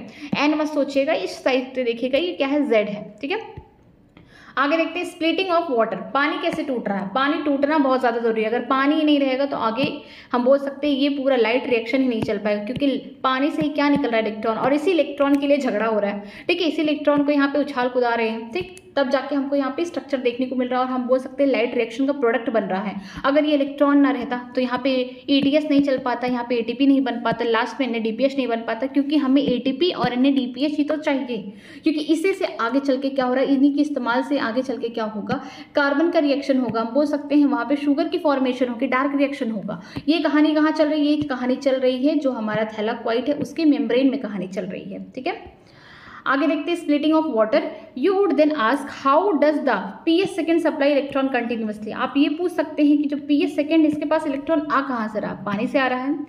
The electron that were move from the PS system second must be replace. इसको हम रिप्लेस भी कर सकते हैं किससे, this is achieve by the electron available due to the splitting of water. क्योंकि यहाँ से एक बार इलेक्ट्रॉन निकल गया, अब तो यहाँ पे कोई इलेक्ट्रॉन नहीं बचा, यहाँ पे फिर से यहाँ पे क्या होगा, पानी टूटेगा, इस तरीके से साइकिल चलता रहेगा। ठीक है, आगे देखते हैं, the splitting of water is associated with the PS system second water split into the two proton oxygen। यहाँ पे एक मॉलिक्यूल दिया ऑक्सीजन का, इलेक्ट्रॉन हो गया। ठीक है, यहाँ पे हम बोल सकते हैं जो पानी है वो किससे एसोसिएटेड है, किससे टूट रहा है, किसके बगल में है, ये PS सिस्टम सेकेंड, इसके बगल में, ना कि इसके पास तो इलेक्ट्रॉन कहाँ से आ रहा है कि जब वाटर टूट रहा है तो यहाँ से इलेक्ट्रॉन यहाँ पे जा रहा है, लेकिन इसके पास क्या हो रहा है, जो PS सेकेंड है, हम बोल सकते हैं इसके पास तो वाटर है, वाटर से ही क्या हो रहा है, वाटर टूट रहा है, यहाँ से इलेक्ट्रॉन इसको मिलता हुआ जा रहा है, और ये सीधे इस तरीके से आगे बढ़ता हुआ जा रहा है। तो हम बोल सकते हैं जो वाटर स्प्लिटिंग हो रही है पीएस सिस्टम सेकेंड के पास हो रही है, जहां पे प्रोटॉन बन रहा है, ऑक्सीजन बन रहा है, और इलेक्ट्रॉन निकल रहे हैं। This created the oxygen one of the net product of the photosynthesis. ये क्या कर रहा है, जो ऑक्सीजन निकल रहा है ये क्या है, नेट प्रोडक्ट है। ठीक है, हमको तो एटीपी एनएडीपीएच चाहिए था, लेकिन जो नेट प्रोडक्ट है फोटोसिंथेसिस का कौन हो गया, ऑक्सीजन हो गया। The electron needed to replace those by remove from the PS system one is provided by the PS system second. ठीक है, जो पीएस सिस्टम वन है इसको कौन इलेक्ट्रॉन प्रोवाइड कर रहा है, पीएस सिस्टम सेकेंड। इसके पास भी कहाँ से इलेक्ट्रॉन आ रहा है, पानी जो टूट रहा है वहां से इलेक्ट्रॉन आ रहा है। ठीक है, यहाँ पे देखिए दो मॉलिक्यूल वाटर के लिए, यहाँ पे 4 प्रोटॉन बने, ऑक्सीजन एक मॉलिक्यूल निकल गया, यहाँ पे 4 इलेक्ट्रॉन बन गए। We need to emphasize here that the water splitting complex is associated with the PS system second which itself is physically located in the inner side of the membrane of thylakoid. ये बहुत important है कि जो PS system second है उससे से associated है, उसी के जस्ट उससे ही जुड़ा हुआ है कौन है, वाटर स्प्लिटिंग। वहाँ पे ही पानी टूट रहा है, जहाँ पे प्रोटॉन निकल रहे हैं, ऑक्सीजन निकल रहा है, और इलेक्ट्रॉन, यहाँ पे इलेक्ट्रॉन की जरूरत है अभी हमें। तो हम यहाँ पे देख रहे हैं जो पीएस सिस्टम सेकेंड है ये कहाँ पे लोकेटेड है, ये लोकेटेड है फिजिकली अगर देखा जाए तो inner side of the membrane of thylakoid. ये थैलाक्वाइट का मेम्ब्रेन है मान लीजिए, तो अंदर की साइड, इनर साइड यहाँ पे ये लोकेटेड है पीएस सिस्टम सेकेंड, और पानी यहीं पे टूट रहा है। जो प्रोटॉन होंगे वो कहाँ रह जाएंगे, ल्यूमन में रह जाएंगे। ठीक है, then where are the proton and the oxygen form likely to be released in the lumen। Oxygen तो निकल जाएगा, लेकिन जो प्रोटॉन है वो तो ल्यूमन में रह जाएगा। ये वाला स्ट्रक्चर देखिए थैलाक्वाइट का, एक मिनट यहाँ पे देखिए ये वाला स्ट्रक्चर, ये क्या है, एक थैलाक्वाइट का स्ट्रक्चर, ये क्या है, उसका मेम्ब्रेन है। ठीक है, ये बीच में क्या है, ये हम बोल सकते हैं बीच में ल्यूमन है, खाली जगह है। ये देखिए पीएस सिस्टम सेकेंड यहाँ पे कहाँ पे है, अंदर के साइड है, जो थैलाक्वाइट मेम्ब्रेन है उसके अंदर के साइड बोल सकते हैं, अंदर के साइड यहाँ पे लोकेटेड है। जो पानी है वो टूट रहा है कहाँ, ल्यूमन के साइड। जो यहाँ पे ऑक्सीजन निकलेगा वो तो निकल जाएगा, इलेक्ट्रॉन आगे की तरफ बढ़ जाएंगे, उनको क्या करना है, एटीपी एनएडीपीएच बनाना है, लेकिन जो प्रोटॉन है वो तो कहाँ रह जा रहे हैं, ल्यूमन में रह जा रहे हैं। ठीक है, तो ये यहाँ पे लिखा गया है। आगे देखते हैं, और in the outer side of lumen. ठीक है, आउटर में इनर साइड में है। Cyclic and non cyclic photophosphorylation. देखिए साइक्लिक का मतलब एक साइकिल में चलेगा एक के बाद एक, नॉन साइक्लिक का मतलब यहाँ से स्टार्ट हुआ आगे तक चला गया, रुक गया। जैसे ये वाला जो है ये क्या है, नॉन साइक्लिक है। यहाँ पे आप नहीं देख रहे कि दोबारा फिर से यहाँ स्टार्ट हो रहा है। साइक्लिक का मतलब जहाँ से शुरू हुआ फिर वहाँ पे आएंगे, चक्कर लगाएंगे, ठीक है। और यहाँ बात करते हैं फोटोफॉस्फोराइजेशन। पहली बात तो जानिए फॉस्फोराइजेशन का मतलब क्या होता है। यहाँ पे एडीपी प्लस इनऑर्गेनिक जो फॉस्फेट है उनसे मिलके क्या बनता है, एटीपी। इस प्रोसेस को हम क्या बोलते हैं, formation of ATP from the inorganic phosphate and ADP, इसे हम क्या बोलते हैं, फॉस्फोराइजेशन कहते हैं। माइटोकॉन्ड्रिया में भी होता है, क्लोरोप्लास्ट में भी होता है। लेकिन जब शब्द फोटो लग गया तो इसका मतलब ये क्लोरोप्लास्ट की बात हो रही है। लाइट के प्रेजेंस में क्या हो रहा है, एटीपी की फॉर्मेशन हो रही है। तो हम लोग वही देखने जा रहे हैं। Living organism have capability of extracting the energy from the oxidisable substance and store this in the form of the bond energy. जो लिविंग ऑर्गेनिज्म है उनके पास ये कैपेसिटी है कि क्या करते हैं, जो ऑक्सीडाइजेबल सब्सटेंस है उससे क्या करते हैं, ये एनर्जी को स्टोर करते हैं इन the form of bond energy, means ATP की फॉर्म में बोल रहा है, ठीक है, केमिकल एनर्जी की फॉर्म में बोल रहा है। Special substance like the ATP carrying this energy in the bond form. जो स्पेशल यहाँ पे सब्सटेंस है वो कौन है, एटीपी, जो एनर्जी को क्या कर रहा है, कैरी कर रहा है। अगर हम बात करते हैं करेंसी क्या है, ठीक है, अगर हम बात करेंगे करेंसी है क्या है एनर्जी की, वो एटीपी है। चाहे प्लांट हो गया चाहे कोई ऑर्गेनिज्म हो गया, सेल के अंदर एटीपी के फॉर्म में ही क्या होता है, एनर्जी बनती है। The process through which ATP synthesis by the cell in mitochondria and chloroplast name as phosphorylation, ठीक है। जो एटीपी है उसके सिंथेसिस हो रहा है किस सेल में, माइटोकॉन्ड्रिया में, क्लोरोप्लास्ट में। उस प्रोसेस को क्या बोलते हैं, फॉस्फोराइजेशन बोलते हैं। अब देखते हैं photophosphorylation. Photophosphorylation is the synthesis of ATP from the ADP and inorganic phosphate in presence of light, ठीक है। फोटोफॉस्फोराइजेशन का मतलब क्या है, फोटो लग गया शब्द, मतलब यहाँ पे सनलाइट की जरूरत है। तो यहाँ पे देखा जा रहा है कि एटीपी की फॉर्मेशन हो रही है। एटीपी बन रहा कहाँ से, एडीपी और इनऑर्गेनिक फॉस्फेट से, इन प्रेजेंस ऑफ लाइट। इसे हम क्या बोलते हैं, फोटोफॉस्फोराइजेशन। कहाँ हो रहा है, क्लोरोप्लास्ट में हो रहा है, ये इंपॉर्टेंट है। When two photo system work in this series, पहला कौन आएगा, फर्स्ट नहीं आएगा, पहले पीएस सेकंड आएगा and then PS first. The process is non cyclic photophosphorylation occur. जैसे कि यहाँ आप देख रहे हैं कि जब यहाँ पे दोनों फोटो सिस्टम प्रेजेंट थे, यहाँ पे पहले सेकंड वाला था फिर जाके फर्स्ट वाला था, तो ये एक के बाद एक इस तरीके से प्रेजेंट है। ये जो प्रोसेस है ये क्या है, नॉन साइक्लिक है, ठीक है। यहाँ पे एटीपी की फॉर्मेशन हो रही है, इसीलिए हम क्या बोल रहे हैं, नॉन साइक्लिक फोटोफॉस्फोराइजेशन बोल रहे हैं, ठीक है। यहाँ पे दोनों ही सीक्वेंस सीरीज में है, पहले पीएस सिस्टम सेकेंड है फिर पीएस सिस्टम 1 प्रेजेंट है। The two photosystem are connected through the electron transport chain as in earlier in the Z schema। आपने यहाँ पे देखा कि दोनों फोटो सिस्टम सेकेंड और फर्स्ट एक दूसरे से जुड़े हुए, किसकी मदद से, ETS की मदद से जुड़े हुए हैं, जहाँ पे ATP की फॉर्मेशन हो रही है, ठीक। Both ATP and NADPH H+ are synthesized by this kind of electron flow। जो ATP है वो कहाँ बन रहा है, ETS में बन रहा है, और NADPH जो हो रहा है ये भी बन रहा है कहाँ, फोटो सिस्टम फर्स्ट के पास। उनका जो इलेक्ट्रॉन एक्सेप्टर है लास्ट में, ये क्या बना रहे हैं, NADPH बना रहे हैं। तो दोनों ही क्या बन रहे हैं, यहाँ पे हम बोल सकते हैं जो लाइट रिएक्शन है दोनों उनके प्रोडक्ट हैं, जिनका इस्तेमाल करके हम बोल सकते हैं डार्क रिएक्शन होगा। When only PS system 1 is functional, अगर PS सिस्टम सेकेंड रहे ही ना, ठीक है, ये वाला जो सिस्टम है PS सिस्टम सेकेंड ये खत्म हो जाए, सिर्फ यहाँ पे PS सिस्टम 1 ही रहे, इतना ही चले, ठीक है, ये ना रहे, तो देखिए क्या होगा।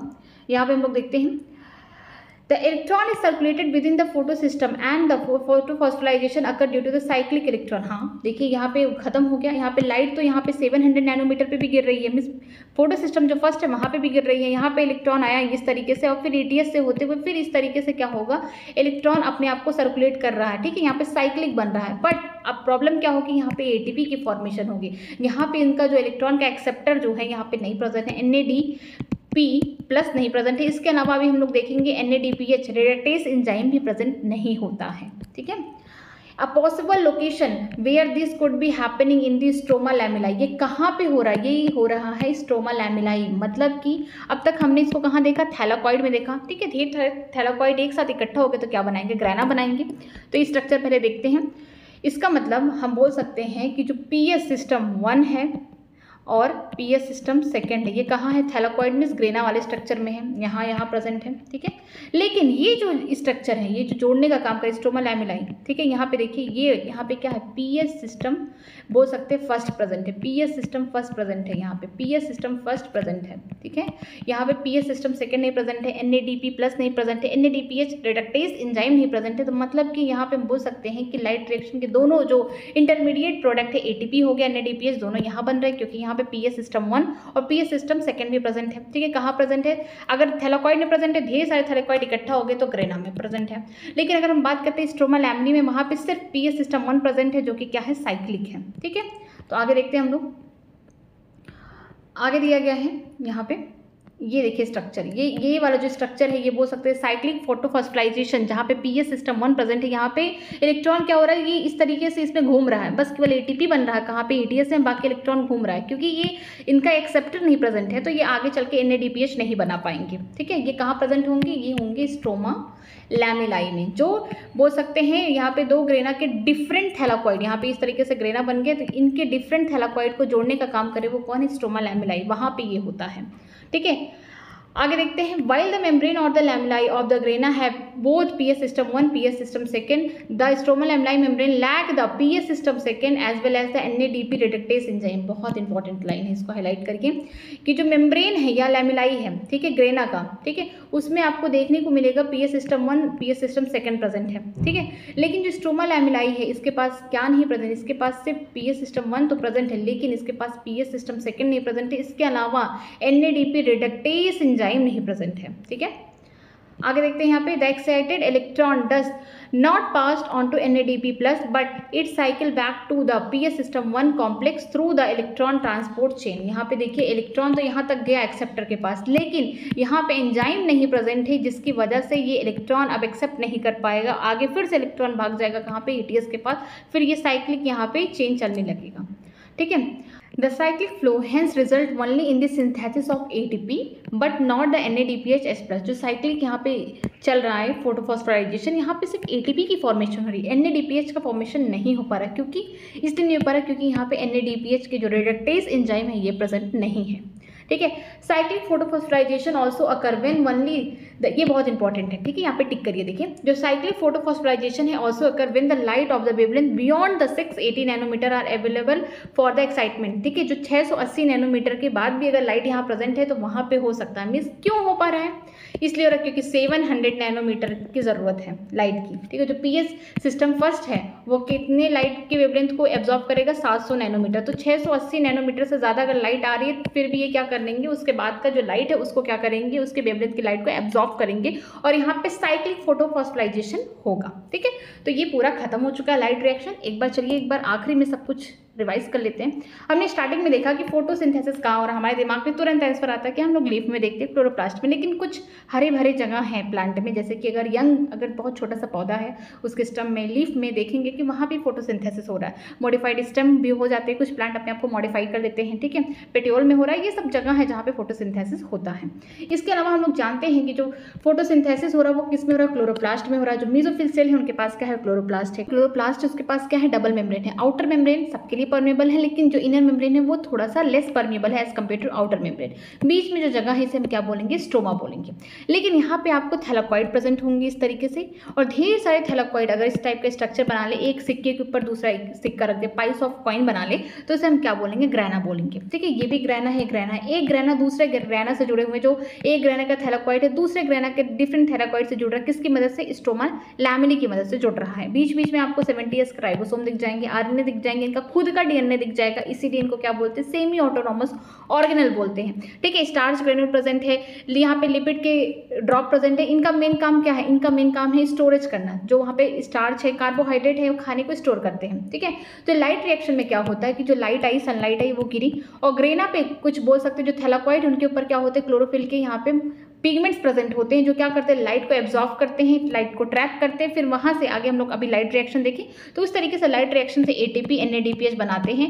साथ में ऑक्सीजन भी बनता है, लेकिन ऑक्सीजन निकल जाता है। NADPH और ATP की आवश्यकता होती है, ये आगे चल के स्ट्रोमा में क्या करते हैं? डार्क रिएक्शन करते हैं। नाम पर मत जाइए डार्क रिएक्शन, इसका मतलब ये है कि वो डायरेक्टली लाइट पे डिपेंड नहीं है, इनडायरेक्टली डिपेंडेंट है। अगर लाइट ही ना रहे, सनलाइट ही ना रहे, तो आगे चल के इनका प्रोडक्ट नहीं बन पाएगा। ग्रेना में लाइट रिएक्शन नहीं हो पा रहा, जब प्रोडक्ट नहीं बन पाएगा तो इसका मतलब कहीं ना कहीं डार्क रिएक्शन नहीं हो पाएगा, क्योंकि वो किस पे डिपेंडेंट है? वो डिपेंडेंट है जो लाइट रिएक्शन का जो प्रोडक्ट है NADPH या फिर बोल सकते हैं ATP, उनके ऊपर डिपेंड है। उनसे क्या बना रहा है? शुगर की फॉर्मेशन कर रहा है स्ट्रोमा के अंदर। ठीक है, आगे देखते हैं हम लोग डिफरेंट टाइप के पिगमेंट्स देखते हैं। यहाँ पे हमने क्या लिया, एक पेपर क्रोमेटोग्राफी पे चेक किया कि एक हमने पत्ती को पीस के उसकी चटनी बना ली, या फिर बोल सकते हैं उसका पेस्ट बना के उसको रख दिया पेपर क्रोमेटोग्राफी में। हमने यहाँ पे टेस्ट किया कि यहाँ पे एक ही पिगमेंट नहीं प्रेजेंट होते लीफ में, यहाँ पे 4 डिफरेंट टाइप के पिगमेंट प्रेजेंट है। क्लोरोफिल ए का जो कलर आया वो कौन सा कलर आया, ब्राइट और ब्लू ग्रीन आया।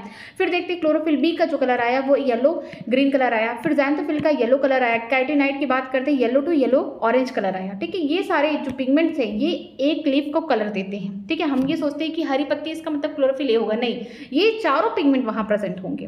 ठीक है, जो पिगमेंट है जिनका मेन काम क्या होता है, एक ऐसे सब्सटेंस है वो क्या करते हैं, लाइट एनर्जी को ट्रैप करते हैं अपने अपने स्पेसिफिक वेवलेंथ पे। ठीक है, फिर हमने यहाँ पे देखा इस तरीके से ग्राफ बने हुए हैं। जो पहला ग्राफ है यहाँ पे क्या है लिखा गया, absorptions of the light by chloroplast pigment. ठीक है, क्लोरोप्लास्ट में जो डिफरेंट टाइप के पिगमेंट है, क्लोरोफिल ए बी यहाँ पे, ठीक है, कैटिनाइट, ये क्या कर रहे हैं, डिफरेंट डिफरेंट वेवलेंथ पे लाइट को एब्जॉर्ब कर रहे हैं। ठीक, यहाँ पे देखते हैं रेट ऑफ फोटोसिंथेसिस, कैसे हम देख रहे हैं जहाँ पे ऑक्सीजन रिलीज हो रहा है, जहाँ पे ऑक्सीजन ज़्यादा निकल रहा है इसका मतलब वहाँ पे फोटोसिंथेसिस ज़्यादा हो रहा है। ठीक है, फिर देखते हैं यहाँ पे दोनों ही ग्राफ को एक साथ मिला दिया गया है, लेकिन यहाँ पे क्लोरोफिल ए वाले को लिया गया है क्योंकि मैक्सिमम बोल सकते हैं यहाँ पे लाइट का एब्जॉर्प्शन जो क्लोरोफिल ए वाला है मैक्सिमम तो कर रहा है क्लोरोफिल बी। लेकिन इसमें अगर देखें ज़्यादा फोटोसिंथेसिस कहाँ हो रहा है, फोटोसिंथेसिस ज़्यादा से ज़्यादा कहाँ हो रहा है, क्लोरोफिल ए के द्वारा हो रहा है, तभी इसे बोलते हैं चीप पिगमेंट। ठीक है, इसमें हम देखते हैं कि ये वाले ग्राफ में कि यहाँ पे लाइट तो एब्जॉर्ब सबने किया। ठीक है, सबने अपने अपने अलग अलग बोल सकते हैं वेवलेंथ पे किया, कहीं ज़्यादा है कहीं कम है। ठीक है, जहाँ जहाँ पीक है ये क्लोरोफिल ए का पीक है, यहाँ पे ज़्यादा उसने लाइट को एब्जॉर्ब किया। जो ब्लैक वाला ये रेट ऑफ फोटोसिंथेसिस है, खाना यहाँ पे भी बन रहा है, खाना यहाँ पे भी बन रहा है, लेकिन मैक्सिमम खाना यहाँ बन रहा है, मैक्सिमम यहाँ। वो रीज़न कौन सा है, अगर हम लोग स्पेक्ट्रम में देख रहे हैं, विजिबल स्पेक्ट्रम में देखेंगे तो वो रीज़न होगा रेड या फिर ब्लू लाइट रीजन होगा। यहाँ पे क्या हो रहा है, खाना ज़्यादा बन रहा है, मैक्सिमम ही वही खाना बन रहा है। ठीक है, इस ग्राफ से हमें पता चलता है कि जो ब्लू और रेड रीजन है स्पेक्ट्रम के, वहाँ पे मैक्सिमम खाना बन रहा है, किसके द्वारा बन रहा है, क्लोरोफिल ए के द्वारा बन रहा है। ठीक है, जो क्लोरोफिल है इसका मेजर पिगमेंट का काम क्या है कि लाइट को ये ट्रैप करते हैं। ठीक है, लाइट को ट्रैप करेंगे, उससे क्या करेंगे, एटीपी की फॉर्मेशन कराएंगे, एनएडीपीएच की फॉर्मेशन कराएंगे। अगर आपको बता दें कि जो पिगमेंट्स है क्लोरोफिल बी, ज़ैंथोफिल, कैटिनाइट, ये क्या है, एसेसरी पिगमेंट है। एसेसरी पिगमेंट का क्या है, छोटा मोटा काम करना। मेन तो हेड कौन है, सबसे बड़ा जो हेड है वो क्लोरोफिल ए है। ठीक है, ये बगल बगल में रहते हैं, यहाँ पे लाइट गिरता है तो ये क्या करते हैं, लाइट को खुद एब्जॉर्ब करते हैं, पहले खुद झेलते हैं कि कितना ज़्यादा उसकी इंटेंसिटी है, फिर यहाँ से कुछ हीट निकालते हैं, फिर जाके किसको देते हैं, जो क्लोरोफिल ए है उसको देते हैं। क्योंकि अभी आगे देखेंगे जो लाइट रिएक्शन है यहाँ पे जो LHC है, ठीक है, लाइट हार्वेस्टिंग कॉम्प्लेक्स है, आप यहाँ पे देखेंगे कि डिफरेंट टाइप के यहाँ पे पिगमेंट्स प्रेजेंट है, एसेसरी पिगमेंट, लेकिन यहाँ पे सिंगल एक मॉलिक्यूल क्लोरोफिल ए प्रेजेंट है, तो उसको फोटो ऑक्सीडेंस से बचाना है। ठीक है, लाइट रिएक्शन का दूसरा नाम क्या है, फोटोकेमिकल। इसमें क्या होता है, लाइट का पहले एब्जॉर्प्शन होता है पिगमेंट्स के द्वारा, वाटर टूटता है, यहाँ पे ऑक्सीजन निकल रहा है, फिर लास्ट में यहाँ पे हम बोल सकते हैं इंटरमीडिएट बनते हैं, जैसे कि ATP NADPH बनता है।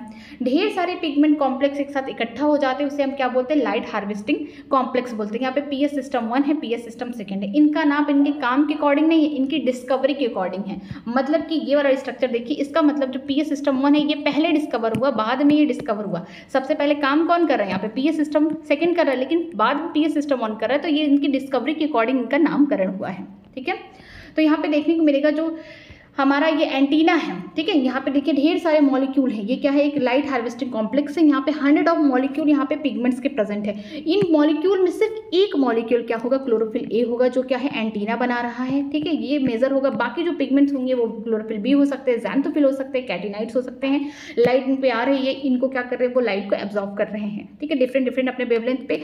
फिर अगर ज़्यादा इंटेंसिटी लाइट है उससे क्या करें, एनर्जी को रिलीज करके फिर जाके किसको दे रहे हैं, क्लोरोफिल ए, जो रिएक्शन सेंटर बना रहा है क्लोरोफिल ए, उसको दे रहे हैं। फिर यहाँ से एक्साइटेड हो रहा है। अगर हम बात करते हैं PS सिस्टम 2 की, तो इसका मतलब है इसने लाइट को एब्जॉर्ब किया है 680 नैनोमीटर पे। ठीक है, PS सिस्टम 1 की बात करते हैं, इसने लाइट को एब्जॉर्ब किया 700 नैनोमीटर पे। ठीक है, यहाँ पे 700 नैनोमीटर पे किया, तो हम सीधे से याद कर सकते हैं, फर्स्ट कौन आया, 700 नैनोमीटर वाला PS सिस्टम, सेकंड कौन आया, 680 वाला नैनोमीटर पे। तो इस तरीके से याद कर सकते हैं। फिर देखते हैं ETS में, हम लोग ETS में जानते हैं कि जो इलेक्ट्रॉन ट्रांसपोर्ट सिस्टम है, इसको यहाँ से देखते हैं कि यहाँ पे लाइट हार्वेस्टिंग सिस्टम है। ये कहाँ पे प्रेजेंट है, ये जो थैलाक्वाइड है उसके मेम्ब्रेन में ये हो रहा है। ठीक है, जो थैलाक्वाइड है एक, उसके मेम्ब्रेन में हो रहा है। ये वाले स्ट्रक्चर में देखिए, थैलाक्वाइड के ये मेम्ब्रेन में, यहाँ पे देखिए ये सारा सब कुछ यहाँ हो रहा है। ठीक है, इस तरीके से हम देखते हैं कि यहाँ पे जो लाइट हार्वेस्टिंग सिस्टम है, ये पहला कौन है, PS सिस्टम 2 है। नाम पे मत जाइए, इनकी डिस्कवरी के अकॉर्डिंग इनका नाम रखा गया। इसने लाइट को एब्जॉर्ब किया 80 नैनोमीटर पे, ठीक है। इसको इलेक्ट्रॉन कहाँ से मिला, वाटर स्प्लिट हो गया ल्यूमन में, जहाँ पे प्रोटॉन निकल गए, ऑक्सीजन निकल गया, इनका कोई काम अभी नहीं है, ठीक है। यहाँ पे जो इलेक्ट्रॉन है वो आगे एक्साइटेड हो गया, यहाँ पे 680 नैनोमीटर की लाइट है, इस यहाँ से एक्साइटेड होकर आगे चले गए जो इलेक्ट्रॉन एक्सेप्टर है, फिर ETS में चला गया। क्यों आगे जा रहा है, क्योंकि इनका जो रिडॉक्स पोटेंशियल है इनसे ज़्यादा है, इनको दूसरे से सामान खींचने में इनके पास ज़्यादा पावर है, ये ज़्यादा शक्तिशाली है। इनसे इलेक्ट्रॉन ये खींच रहे कौन, PS सिस्टम 1 खींच रहे हैं। फिर यहाँ से इलेक्ट्रॉन आगे की तरफ जा रहा है, जहाँ पे NADP+ वाले ज़्यादा शक्तिशाली हैं, ये क्या करें, इलेक्ट्रॉन से रिड्यूस होकर NADPH बना रहे हैं और फिर प्रोटॉन बना रहे हैं। और वो प्रोटॉन जा कहाँ रहा है, वो ल्यूमन है, जो ल्यूमन है यहाँ पे देखिए स्ट्रक्चर में, ये ल्यूमन में ढेर सारे प्रोटॉन इकट्ठा हो रहे हैं, ठीक है। आगे देखते हैं यहाँ पे ये सब कुछ कहाँ हो रहा है, ये जो लाइट रिएक्शन है ये सबसे खास बात एक हो रहा है ग्रैना में, ठीक है। ये कैसा है, यहाँ पे बोल सकते हैं ATP की फॉर्मेशन हो रहा है, NADPH बन रहा है, तो ये हम बोल सकते हैं कि ये कैसा नॉन साइक्लिक है। और यहाँ पे देखेंगे जेड शेप है, ये जेड शेप किसकी वजह से, किसके अकॉर्डिंग है, क्योंकि इसका रिडॉक्स पोटेंशियल कम है इससे, या बोल सकते हैं इसका रिडॉक्स पोटेंशियल इससे ज़्यादा है, फिर इसका है, फिर इसका है, इस तरीके से इलेक्ट्रॉन आगे की तरफ मूव करता हुआ जा रहा है। और यहाँ पे एक जेड जैसा स्ट्रक्चर बना है, इसलिए इसका नाम है जेड स्कीम, ठीक है। किसके कैरेक्टर पे रखा गया, इनके शेप की वजह से इनका नाम जेड स्कीम रखा गया। और जितने भी कैरियर हैं उनको किस तरीके से प्लेस किया गया है, उनके पास कितनी इफिशियंसी है, कितना उनके पास पोटेंशियल है इलेक्ट्रॉन को खींचने का, मींस रिडॉक्स पोटेंशियल के अकॉर्डिंग रखा गया है। स्प्लिटिंग ऑफ वाटर, पानी कैसे टूटता है, जो पानी है वो आएगा PS सिस्टम सेकेंड के पास, ठीक है। यहाँ पे जो PS सिस्टम सेकंड है उसके पास वाटर आया, ठीक है। यहाँ पे हम बोल सकते हैं मैग्नीज या फिर क्लोरीन की मदद से पानी टूटा, वहां से इलेक्ट्रॉन निकले, यहाँ से प्रोटॉन तो इकट्ठा हो गए ल्यूमन में, ऑक्सीजन निकल के चला गया, ठीक है। ये इलेक्ट्रॉन क्या होते हैं, इजीली ट्रांसफर होते हैं कहाँ पे, PS सिस्टम सेकंड के पास। यहाँ पे इंटेंसिटी है, लाइट यहाँ पे एब्जॉर्ब हो रहे हैं 680 नैनोमीटर के, यहाँ से इलेक्ट्रॉन इस तरीके से आगे की तरफ बढ़ता जा रहा है। फिर यही नॉन साइक्लिक यहाँ पे फोटोफॉस्फोराइजेशन हो रहा है, क्योंकि ATP की फॉर्मेशन हो रही है और NADPH बन रहा है। फिर देखते हैं साइक्लिक और नॉन साइक्लिक फोटोफॉस्फोराइजेशन में डिफरेंस क्या है। देखिए साइक्लिक का मतलब कि एक साइकिल में चल रहा है, नॉन साइक्लिक का मतलब एक के बाद एक हो रहा है। जितने भी लिविंग ऑर्गेनिज्म इनमें जो पिगमेंट्स हैं वो सब प्रेजेंट है, ठीक। अगर हम बात करें क्लोरोप्लास्ट में, तो जो ग्रैना है उसके पास क्या है, PS सिस्टम 1 भी प्रेजेंट है, PS सिस्टम सेकंड, मतलब कि यहाँ पे ATP भी बनेगा, NADPH भी बनेगा। ये कैसे हैं, नॉन साइक्लिक फोटोफॉस्फोराइजेशन कर रहे हैं। लेकिन जो एक ग्रैना दूसरे ग्रैना से जुड़े हुए, किसकी मदद से, स्ट्रोमा लैमिनी की मदद से, ठीक है। यहाँ पे जो जुड़े हुए इनके पास क्या है, सिर्फ PS सिस्टम 1 है, ना इनके पास PS सिस्टम सेकंड है, ना ही NADP रिडक्टेज एंजाइम है, ठीक है। तो इनके पास क्या होगा, साइक्लिक फोटोफॉस्फोराइजेशन होगा, सिर्फ ATP की फॉर्मेशन होगा, ठीक। तो हम जानते हैं कि अगर ATP बन रहा है उस प्रोसेस को क्या बोलते हैं, फोटोफॉस्फोराइजेशन बोलेंगे, किसमें, क्लोरोप्लास्ट में, क्योंकि लाइट की प्रेजेंस में बन रहा है। अगर सिर्फ नॉर्मली ATP बन रहा है, ठीक है, बोला जाए माइटोकॉन्ड्रिया बन रहा है, क्लोरोप्लास्ट में सिर्फ ATP, उसको बोलेंगे फॉस्फोराइजेशन। लेकिन अगर बोला जाए ATP की फॉर्मेशन लाइट के प्रेजेंस में हो रही है, क्लोरोप्लास्ट में से फोटो लगा देंगे आगे, ये याद रखिएगा। फिर देखते हैं अगर दो photo system second, photo system first एक दूसरे इस तरीके से सीरीज में है, तो ये कैसे नॉन साइक्लिक फोटोफॉस्फोराइजेशन है, ETS की मदद से जुड़े हुए, क्योंकि ETS में क्या हो रहा है, ATP की फॉर्मेशन हो रही है। और आगे चल के जो PS सिस्टम फर्स्ट है उसके पास क्या है, इलेक्ट्रॉन एक्सेप्टर है, जो आगे चल के NADPH बना दे रहा है, ठीक है। यहाँ पे दोनों चीज़ की फॉर्मेशन हो रही है, वो जेड स्कीम है। फिर देखते हैं PS सिस्टम 1 जो केवल फंक्शन हो, PS सिस्टम सेकेंड ना प्रेजेंट हो। अगर हम बोल सकते हैं यहाँ पे NADP रिडक्टेज एंजाइम भी प्रेजेंट ना हो, तो ये किस में देखने को मिलेगा, यहाँ पे जो साइक्लिक फोटोफॉस्फोराइजेशन हो रहा है ये कहाँ हो रहा है, स्ट्रोमा लैमेली में हो रहा है। कहाँ पे हो रहा है, PS सिस्टम 1 में हो रहा है, क्योंकि यही प्रेजेंट है। यहाँ पे PS सिस्टम सेकेंड नहीं प्रेजेंट है और NADP रिडक्टेज एंजाइम नहीं प्रेजेंट है, ठीक है। तो इसका मतलब ये वाला स्ट्रक्चर देखिए, यहाँ पे लाइट आया, यहाँ पे 700 नैनोमीटर का बोल सकते हैं वेवलेंथ की लाइट एब्जॉर्ब हुई, जो इलेक्ट्रॉन है इस तरीके से घूम रहा है, क्योंकि यहाँ पे आगे NADP रिडक्टेज एंजाइम भी नहीं प्रेजेंट है जो इलेक्ट्रॉन को एक्सेप्ट करा पाए, ठीक है। तो जो ATP बन रहा था ETS में, वही ATP से फॉर्मेशन होगा और आगे इलेक्ट्रॉन इस तरीके से चलता जाएगा और सिर्फ ATP की फॉर्मेशन करेगा, NADPH की फॉर्मेशन नहीं हो पाएगा, ठीक है। तो जो साइक्लिक फोटोफॉस्फोराइजेशन है वो लाइट को एब्जॉर्ब करते हैं 680 नैनोमीटर से ज़्यादा लाइट को, मीन्स यहाँ पे जो फोटो सिस्टम फर्स्ट है वो क्या है, 700 नैनोमीटर की लाइट को एब्जॉर्ब कर पाता है। तो यहाँ पे दोनों में डिफरेंस क्या है, देखिए जो साइक्लिक फोटोफॉस्फोराइजेशन है ये साइकिल की तरह चल रहा है, इनके पास सिर्फ कौन प्रेजेंट है, PS सिस्टम 1 प्रेजेंट है, जो 700 नैनोमीटर की लाइट को एब्जॉर्ब कर रहा है। यहाँ पे ATP की फॉर्मेशन हो रही है, यहाँ पे ऑक्सीजन नहीं बन रहा है, यहाँ पे NADPH नहीं बन रहा है। इनके पास क्या नहीं प्रेजेंट है, इनके पास फोटो सिस्टम सेकेंड नहीं प्रेजेंट है, इनके पास NADP रिडक्टेज एंजाइम नहीं प्रेजेंट है, और ये कहाँ हो रहा है, स्ट्रोमा लैमेली में हो रहा है। अगर हम बात करते हैं नॉन साइक्लिक फोटोफॉस्फोराइजेशन की, तो ये कहाँ हो रहा है, ग्रैना में हो रहा है। यहाँ पे photo system second, photo system first दोनों ही प्रेजेंट है, और यहाँ पे बोल सकते हैं ATP NADPH दोनों बन रहा है। यहाँ पे NADP रिडक्टेज एंजाइम सब कुछ प्रेजेंट है, तो यहाँ पे हम बोल सकते हैं ATP NADPH दोनों बन रहा है, ऑक्सीजन भी निकल रहा है, यहाँ पे सारी चीजें हो रही हैं। लेकिन अगर हम बात करते हैं स्ट्रोमा लैमेली में, तो यहाँ पे PS सिस्टम 1 प्रेजेंट है, जिसकी वजह से साइक्लिक चल रहा है, यहाँ पे सिर्फ ATP की फॉर्मेशन हो रही है, ठीक है। कल हम लोग स्टार्ट करेंगे कीमोऑस्मोटिक हाइपोथेसिस। इसके बाद हम लोग इस चैप्टर को खत्म करेंगे 2 दिन में, ठीक है। ये चैप्टर थोड़ा सा बड़ा है, थोड़ा सा कंसेप्चुअल है, इसको समझने में थोड़ा टाइम लग रहा है, ठीक है। अगर आपको डाउट है किसी भी लाइन में कहीं पे भी, मुझसे कमेंट सेक्शन में आप पूछ सकते हैं, मैं उसका रिप्लाई करूंगी। अगर वीडियो अच्छी लग रही है तो प्लीज़ वीडियो को लाइक करिए, हो सके अपने फ्रेंड को भी शेयर करिए। कोई भी डाउट रह रहा है आपके मन में थोड़ा भी तो आप मुझसे पूछ सकते हैं, ठीक है। Thank you very much.